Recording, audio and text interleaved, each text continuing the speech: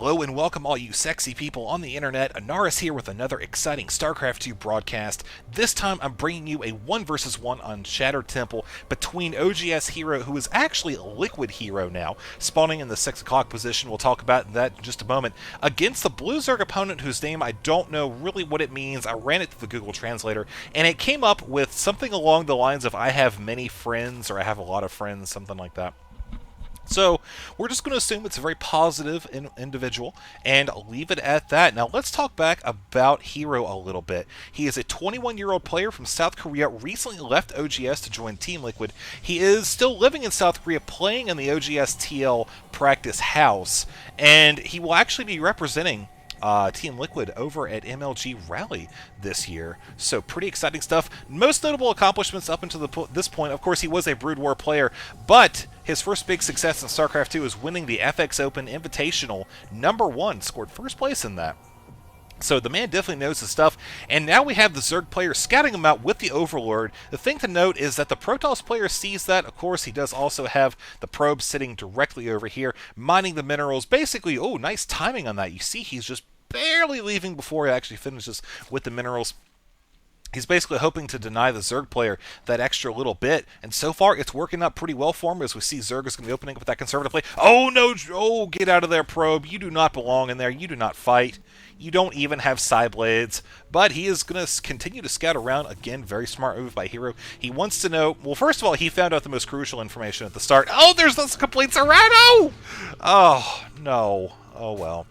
The HerO drone is no longer, or the HerO probe is no longer a hero, but he did find out that crucial bit of information. Is his opponent going to be going hatch first, or spawning pool with gas, going to be getting that Zergling speed coming as soon as possible? So what I'm going to be looking for the Protoss player here.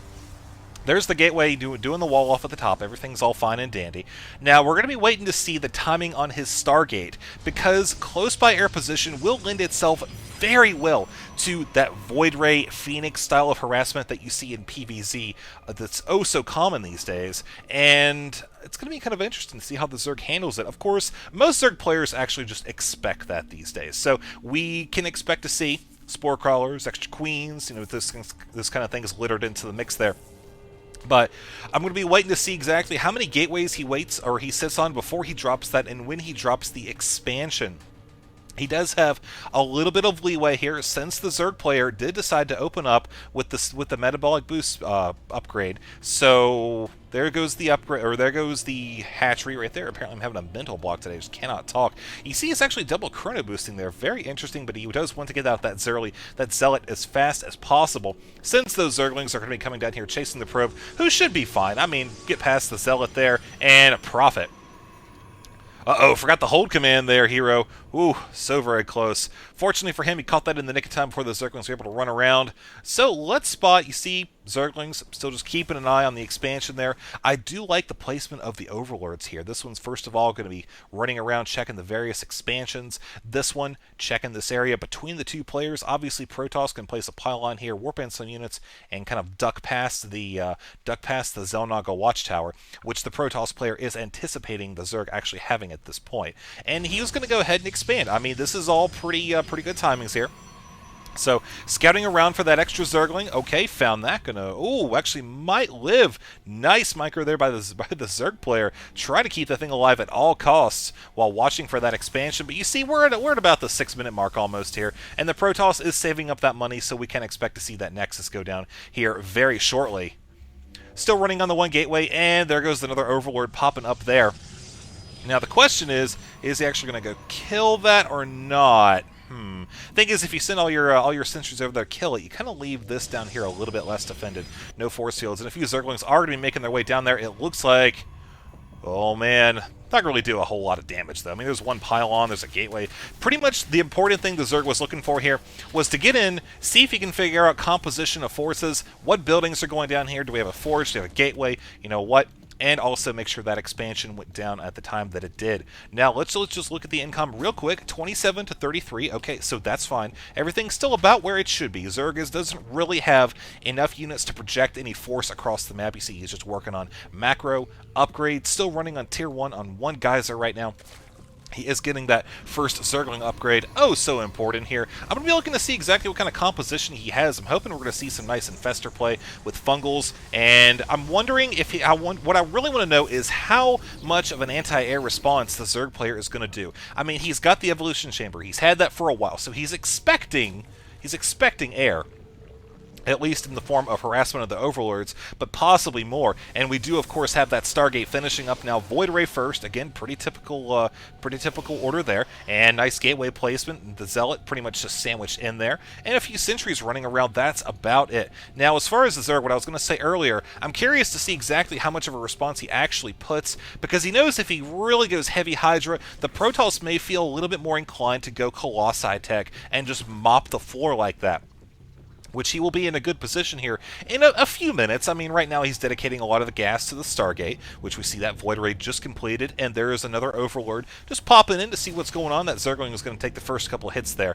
But I'm going to be looking to see the Protoss. Is he going to try to charge into the main base and harass, or is he going to try to deny vision of the Zerg player? That's one thing really take note about Zergs. You know, if you send that Void Ray out and take out the unit watching the Watchtower, take out the Overlords floating around, the Zerg is going to play really kind of defensively here for a little while, because he's not going to feel nearly as comfortable as when he did, having vision of the middle, knowing what's going on.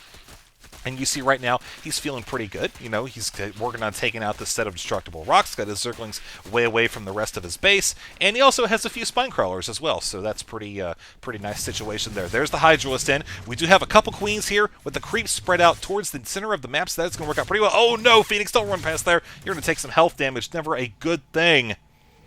Well, with one Phoenix, one Void Ray, actually two Phoenix there, he's just scouting at this point. The anti-air force can be projected to about this spot right here, but beyond that, I mean, Protoss pretty much has current map control, and he's taking advantage of that. You know, he does have a Void Ray floating around in the middle of the field, and continuing to build up his own forces while knocking out the rocks that are blocking off his third base here. So now we're probably going to have a little bit of Overlord harassment, checking to see, okay, there's a Spore Crawler, not going to be able to do any significant damage there. The Void Ray is still, of course, hanging out in the middle with Phoenix continue to coming in. Oh, he's going to be able to lift off the Queens. That is going to be a pretty substantial hit there for the Zerg player. Do not want to go into this point of the game without the ability to inject any larva, but you see there's the Hydras coming in at that clutch moment to push away that Void Ray right even before it gets charged up. If that Void Ray was fully charged, it would have been a little bit of a different story, because those Phoenix could have lifted up all but one Hydra, and with that charged Void Ray just annihilated them. But that's not the case here. So now we look at the income for both players. It has evened out a little bit, even though Zerg is still running pretty heavily, just weaving in a few Hydras here and there. Oh, speaking of Hydras, he might actually score himself a free Void Ray kill. Oh, so close, 22 hit points remaining.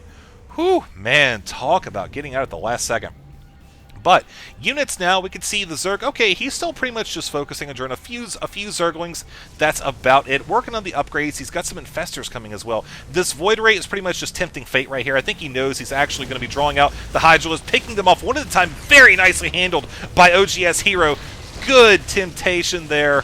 Nicely executed. So looking at the units all so far, 700 to 1175, APM 177 to 214, and back to the income, 58 to 62. So it still is evening out just a tiny bit. As this high yield expansion goes up, the Protoss, of course, is working on starting getting his own third base. It's in a fairly safe position, vulnerable only to things. Oh, nice fungal catching the Phoenix. 3 of them still left. The Phoenix, that one should go down, and that's a lot of energy being used on that. But I mean, hey, if he can knock off those units, then more power to him, as the Zerg player currently has a 10 supply lead. But again, at this point in the game, not really that huge of a deal, considering the fact that Zerg is just pretty much continuing to macro very heavily. He's got that macro hatchery on the way, working on knocking out the rocks to take his 4th expansion. The Protoss player he's doing something very smart. He's getting the Colossi Gateway Force together. He's going to be in a great position to move against his opponent's army. But you look at what he actually has in terms of his own forces, though. He's very sentry heavy. He has 1 Colossus, a couple Phoenix, which are just sitting around here, maybe looking for an opportunity to pick off a drone or two. But for the most part, just scouting around. Sure enough, there we go, taking out 1 or 2 drones, but that's going to be the limit of its effectiveness. Of course, we do have the creep connecting there in just a moment or two, but now the Zerglings are coming up. They're hoping to maybe deny this expansion, but with that cannon there, it's going to tell the Zerg, you know what, I'm already established, and we can see, of course, firsthand, with those gateways in place, there is no way he is going to bust up there. But anyways, yeah, the Protoss is really not in a good position to do anything except defend, and you see he's really done a good job building around that philosophy. He's done a very nice job walling off, using the structures to a defensive advantage here. And now we still have that Phoenix or two doing harassment, but again, it's mostly just scouting. They ran out of energy about 10 or 15 seconds ago. That's kind of why I stopped watching them there. But an Overlord going to be coming in to sacrifice. Ooh, some Banelings coming in. A lot of them, actually, with 36 additional Zerglings. But anyways, yeah, like I was saying, the Protoss right now is kind of, he realizes he's going to be macroing up super hard, so he's been using his structures, the terrain, to a defensive advantage, and he'll eventually be in a good position to move out here. But for now, still working on the Colossi. We see as far as upgrades, he does have the 1 weapons upgrade, working on weapons level 2. Ooh, 3 High Templar coming in, as well as the Blink upgrade. Love to see some of that here in the coming moments. That will actually be super helpful. Speaking of super helpful, what is this, folks? We've got a few Banelings over here in this Overlord +2 getting ready to come into the main base for the Protoss. Oh, this could be an absolutely devastating blow. The cannons here are going to be absolutely crucial. Plus, if these Stalkers can get over here and take out 1 or 2 of the Overlords before the attack actually takes place, then I think he'll be in a good spot. But we could see this Overlord is going to have to get past a couple cannons. Once he does, this is all he's left to face before actually unloading the Banelings. Now, here we go. Overlord's going to be making their way now. Very close to the Protoss base, waiting in anticipation to see this goes. Honestly, I'm really excited. If he pulls this off, I will be thoroughly impressed, because like I said, there's a decent number of cannons here. And OGS HerO has shown he has a pretty fast reaction time. Looks like he's even more or less focusing on this area right here. But the Overlord's making a successful entrance. Yep, sure enough, he spots 1 Overlord. He spots the second one. Zergling's coming in as well. And here comes the 3rd Overlord down here, getting ready to drop some of those Banelings. Will this one actually be able to drop it? Oh, super mega huge hit on the probes. Oh my god! So many of those just went down. HerO realizing he is going to lose even more probes. Whew, man, that Zerg player looks like he just unloaded that on the auto command. Fortunately for HerO, quick response. Still in this, let's look at the worker damage, 27-4 right now. And as a result of that, you can see 55-76. Protoss income just got knocked the hell down. So, as far as things go, Zerg is sitting in a pretty good spot, man. You see he's got plenty of Infestors out here. He's got lots of Corruptors. He's anticipating that Colossi heavy build. But, you know, OGS HerO does have those Stalkers here as well. With the Blink upgrade, they will be able to get in and snipe off some of those Infestors before they do serious damage. Likewise, though, there's a good number of Hydras here, and also with the Banelings coming in as well, the Overlord's actually loading them up, and a little bit of Zergling harassment, pulling the Protoss back towards his high-yield expansion, with the High Templar actually just staring down the Rocksmen. Look at that, it's just like, I can focus them down with my mind! So, okay, maybe that's a little bit of an exaggeration, but I would have to say, as far as realism goes, that's about as close as you can get. The Zerg player, on the other hand, he's, like I said, man, he is in such a stable spot. You see he's keeping his money low. He's maxed out now, just about losing those Zerglings there. But he's going to realize that his opponent does not have that expansion there, doesn't have it at the 3 o'clock either. So the high-yield expansion is going to be the newest one, and Zerg, you see, is still kind of hanging out in the middle enough, not extending himself too far past the creep. At this point, he really does not have a reason to. He is getting an Overseer, so he's going to try to spot any observers. But here we go, folks. Maybe, oh, losing a bunch of Zerglings there in a nice row. Zerg player hoping to do some damage. Overlords are loaded up with the Banelings. Expect to see some nice Psystorms here as the fantastic feedbacks blanketing with the Psystorms. But here comes the Overlords getting ready to drop the Baneling bombs on top of all the Stalkers, annihilating the Protoss force. Look at how quickly that went down. HerO does have some reinforcements here with that Archon just being a boss, knocking out those force fields, clearing the path for the rest of his forces. But yes, there's that nice blink, trying to get out of any additional units he can. But the Protoss force is going to be limited to actually how much offensive capability he has in terms of going up against this high yield here. Plus this point, it's a choke position, very dangerous. Plus all of the Corruptors here will be able to blanket this army with corruption, and those Roaches and Festers and everything else will be able to just do so much more damage. And of course, now you see the Zerg players looking to move out and try to catch the Stalkers off guard, cut them off. You see is successful in catching that Archon, bringing them again to a very nice lead. Look at the supply gap right now, 126 to 190 currently here on Shadow Temple. We look at the units lost and see actually the Protoss hasn't lost that much more than his opponent, about 1,000 or so. But Zealot's going to be hoping to bust up here, get in the mineral line, take out the queen maybe. But Zerg will obviously have a pretty quick response. There is a creep gap though, so that queen is pretty much stuck there fighting for whatever actually happens. More banelings on the way, it looks like. Well, I mean, hey, it worked super well the last time. Looking at the unit composition, you see just how vulnerable HerO actually is. The Zerg player, with his economy, he just has great income, but the Protoss was able to rebuild his probes very quickly. 77 to 74 right now, even on gas, almost even on minerals, I think even a tiny bit ahead. So we can expect a quick recovery from these gateways here, which are littered around the map, but Zerg player's looking to move on this high-yield expansion, spots the cannon, realizes maybe not attacking it. Better decision there. But we have additional overlords moving over here with banelings, possibly going to be coming into this high yield. There are no cannons right here, so those banelings, when they drop, will be able to have immediate access to those probes, not even worrying about direct control there. So, down here, a little bit of a different story. There's a lot more cannons than the high-yield expansion right now. There's plenty of them in the front, not so much in the back, but this will make a nice choke position for HerO to blink into. If the Zerg player decides to assault this base, it would be very difficult to actually get at the forces. So here come the banelings. Will they drop and do any damage? Oh, the probe's getting out! Oh! More probes taken out there, bringing that to a total of 34 for this game. Wow, Zerg player is just on fire with those baneling drops.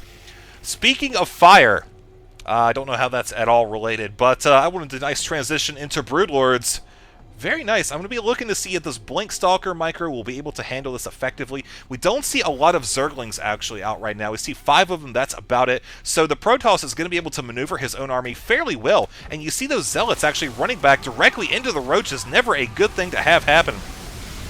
And I could have swore I just heard a Nidus Worm, but maybe it was just my ears playing tricks on me. You see the Protoss position here is entirely compromised. The Broodlords combined with the Roach pressure, not allowing this army to do anything but run back to base and hide in a corner. You see that HerO is trying to build up his extra expansion over here. Will it be successful? It's difficult to tell. The Zerg player, again, around a 40 supply lead, but you know, there's a few High Templar here. They're going to be able to lay down some decent storms. He's got to watch out for the Broodlord sniping, though, as, like I said before, that Protoss can blink over here if he needs a choke point, choosing to go right up and engage the Broodlords directly, taking them out. Nice Scythe Storms landing on top of the Zerg forces, taking out a ton of Roaches. More reinforcements are coming here from behind, and there goes HerO falling back to that good choke position, really denying the Zerg player the ability to get a good surround on this attack. Offensive blink brings them to the commanding lead here in this game. Oh man, 127 to 119. Look at that going down. But Zerg is recovering very quick with 92 Zerglings, spending down all of his money, choosing to go with Ultralisks as well.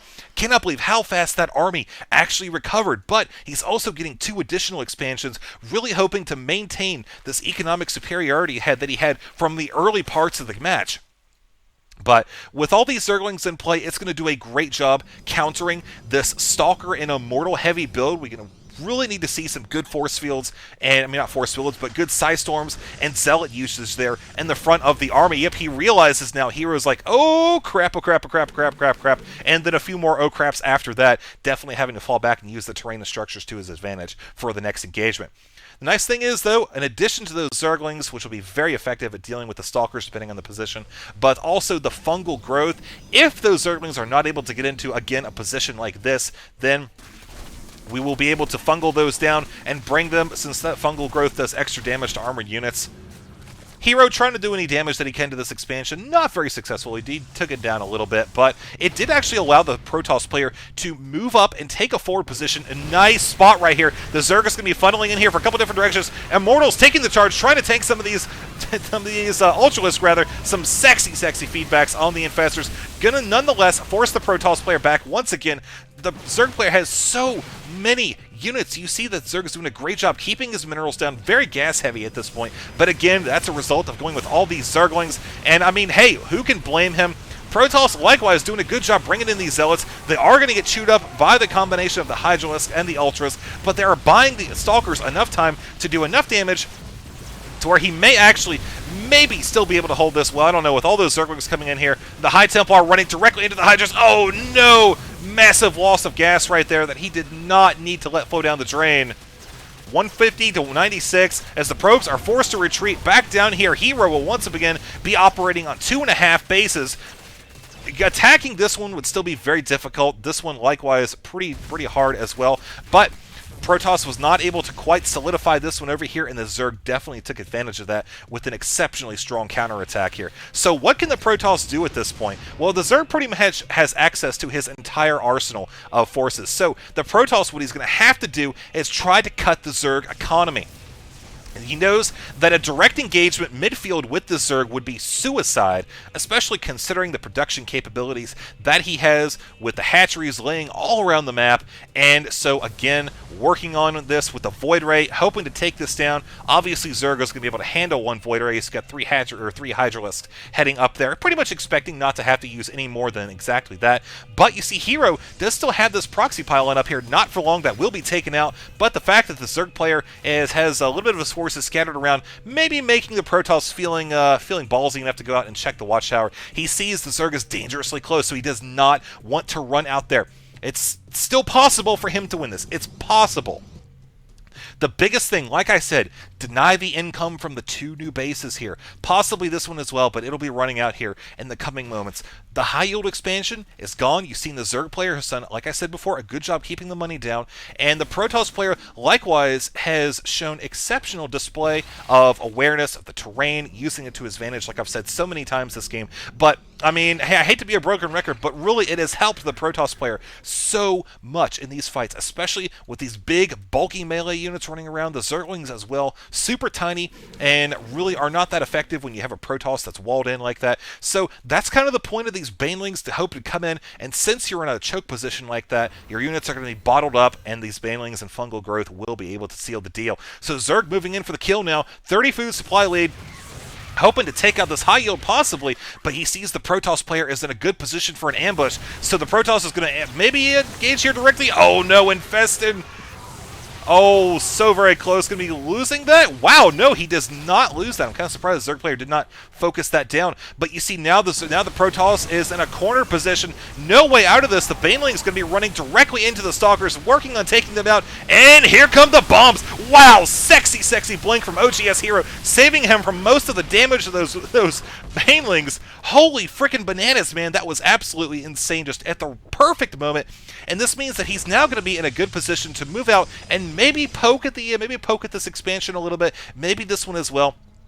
But the Zerg player is working on getting more Hydras, more Zerglings here. He's trying to counter those Stalkers, which comprise the bulk of the forces right now. There are a few Zealots, but that's about it. So sure enough, HerO, not really feeling like he can commit to another big attack, is hanging out in the middle of the map, anticipating maybe an attack here. I don't know. It's hard to say. One thing I do want to point out is that we have an Immortal coming over here from HerO. This is the perfect unit to do this job. These things do so much damage to armored units and structures. You see it's just going down by leaps and bounds, 65 damage against armored structures. I guess all structures will be technically armored, but he's taken out one hatchery. He's doing exactly what he should be doing, working on taking down the economy. If you cannot engage the army directly, take out your opponent's economy, and then try to build up your own economy into a superior position, build up your army, and then you'll be able to overrun them because they won't be able to replace it. Very smart. So this, oh man, it's getting down to the last second. 5 hit points, and it's gone. Protoss player doing an exceptional job, staying in this game for as long as possible here. Is going to have to watch out for these Ultralisks as they are trying, looks like they're almost going to burrow for a second, doing the burrow dance, but fantastic Psystorms blanketing all of the Hydras and the Roaches, forcing this army into a very inferior position, running into this choke point, allowing the Protoss once again to go slightly ahead in the supply count. We can just look at the units tab as a result of this, and we can see the Zerg player is kind of hurting, man. 3 Roaches, 3 Hydras. He's got plenty of drones, but nowhere that he can mine from. He's trying to go long-distance mine off of these 2 hatcheries, but since he's kept his money down so low, he's not able to recover from the pressure that HerO has applied so far in this game, and it's worked out exceptionally well. HerO playing so defensively, having such good map awareness here, knows that he is now able to move out and start being a little bit more aggressive. The Roaches are here, though, so that's something that HerO is going to have to watch out for. Also, he may decide to check this expansion and this one as well. Again, it's hard to say, but I am so impressed by this game. The Zerg player has applied lots of pressure and tried to force a big fight, outside the middle of the map, and we see there with the Protoss Blinkstalkers coming up, taking that expansion, it is going to force a GG, bringing this to a close for OGS HerO. What a match, ladies and gentlemen. That's right. I'm very, very delighted to see that HerO actually won that. Not only because I'm a Protoss player myself, but just his... Wow, good stuff. All right, so color me impressed. Let's go on to another game. Maybe we can find some more from HerO here and see the kind of crazy shenanigans can take place. All right, guys, if you like the video, be sure to like it, comment. You know the deal. Everything that all of the YouTube directors and everything always say at the end of the video. Do that stuff, and let's see some tables flipped, shall we?